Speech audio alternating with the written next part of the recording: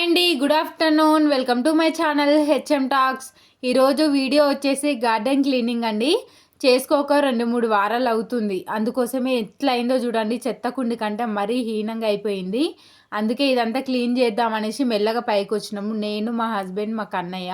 ఊడుసుంటే మొత్తం దుమ్ము ఎట్లా లేస్తుందో చూడండి ఒకసారి. చెత్త మాత్రం ఒక రేంజ్లో వచ్చేసింది. ఆ నేరేడు పళ్ళది చెట్టుది ఆకు మొత్తం రాలిపోతుంది కదండి చలికాలము. అందుకే అది మొత్తం రాలిపోయి ఇంకా చెత్త ఎక్కువ కనిపిస్తుందండి. ఆ కట్టెలు నేను చిన్న చిన్న తీగలు వాగుతాయేమో మంచిగా అవి సెట్ చేసుకుందామని నేను చూస్తే ఆ కాకరకాయ తీగ మాత్రం బలం లేక ఎందుకో ఏమో మొత్తం వాడిపోయినట్టు అనిపిస్తుంది.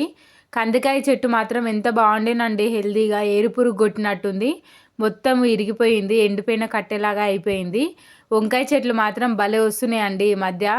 తెల్ల వంకాయవి నల్ల వంకాయవి తిని తిని విరక్తి వచ్చేసింది. అలాగే టమాటా చెట్లు మాత్రం మంచి హెల్తీగా ఉన్నాయండి. ఎండాకాలం అయితే ఇక మొత్తమే రావు కదా, వస్తే ఇప్పుడే ఇక ఆల్రెడీ ఎండలు ముదిరినట్టే అనిపిస్తుందండి. ఒక రేంజ్లో వస్తుంది ఎండ మాత్రము. బయటికి వెళ్ళాలంటే చాలా ఎండ కొడుతుంది. అందుకోసమే నేను సాయంత్రం టైంలో తీసుకుంటున్నాను నేను ఈ వీడియో. అలాగే వచ్చేసి ఈ వీడియోలో టమాటా చెట్లు ఇంకా పొడుగ్గా ఉంటాయి, బీన్స్ కాకుండా ఇంకా లాంగ్ బీన్స్ అని ఉంటాయి, అవి నేను పొటాటో చెట్టు పెట్టినండి. అది భలే వచ్చింది, అసలు నాకు భలే అనిపించింది. ఇది ఫస్ట్ టైం నేను చూస్తున్నా పెట్టినాక వారం రోజులకి. వంకాయ చెట్లు కూడా పర్లేదండి, బాగానే ఉన్నాయి. ఈ తోటకూర, కోడి జుట్టు కూర భలే వస్తుంది. వాటికి గింజలే అవసరం లేదు, వస్తూనే ఉంటాయి. నా చెట్టుకు వచ్చింది ఒకటే ఒక కాకరకాయ, అది కూడా మెల్లమెల్లగా పండు పండడం స్టార్ట్ అయింది. అది అంతే విరగడమో ఏమో అండి. నేను చూపిస్తున్న ఈ మొక్క చాలా వెరైటీ మొక్క అండి, నాకు నచ్చింది. పక్కన ఆంటీ దగ్గర తెచ్చుకున్నా నేను. ఆ పక్కనది ఆకులకే ఈ మొలక వస్తుందండి, తీసి మళ్ళీ మట్టిలో నాటుకుంటే ఇంకో మొక్క అవుతుంది. అలాగే పక్కన వచ్చిన మొక్కనే ఇంకో మీకు చూపిస్తున్నా చూడండి, అంత పెద్దగా అయిపోయింది. నేను అంత చిన్నది తెచ్చుకుంటే పెద్ద మొక్క అయిపోయింది. అది తీసి పెద్ద దాంట్లో నాటుకుందాం అనేసి అది అలా పెట్టుకున్న పక్కకి. ఇది కామంచి మొక్క అండి. ఈ పండ్లు తినక నేను చాలా రోజులు అవుతుంది, కానీ పైకి ఎక్కువ వస్తలేను నేను. మా హస్బెండే వాటర్ పోసిండు. నేను ఇది క్లీన్ చేయకముందుకు తీసిన వీడియో అండి. చెత్త కుండిలాగా ఎలా అయిందో చూడండి. నేను ఆ స్టోర్ రూమ్లో పాతింప సామాన్లు ఉన్నాయి, అవన్నీ వేద్దామని మీకు చెప్పిన కదండి. అదంతా క్లీన్ చేసేసి వేసిన కాబట్టి ఇది మళ్ళీ ఒకసారి మొత్తం టోటల్గా క్లీన్ చేసుకుందాం అనేసి పైకైతే వచ్చినాము. సాయంత్రము ఒక 4 స్టార్ట్ చేస్తే 6 అయిందండి స్టార్ట్ అయ్యేసరికి. లైట్లు కూడా వేసేసిరు అప్పటికల్లా. అన్నయ్య క్లీన్ చేద్దాం దాన్ని వాడిని తీసుకొస్తే వాడు ఇంకా కొత్త కొత్త పనులు చూపిస్తుండు నాకు. ఆ వేస్టేజ్ కుండీలో మొత్తం ఆ మట్టి వేస్తుండు.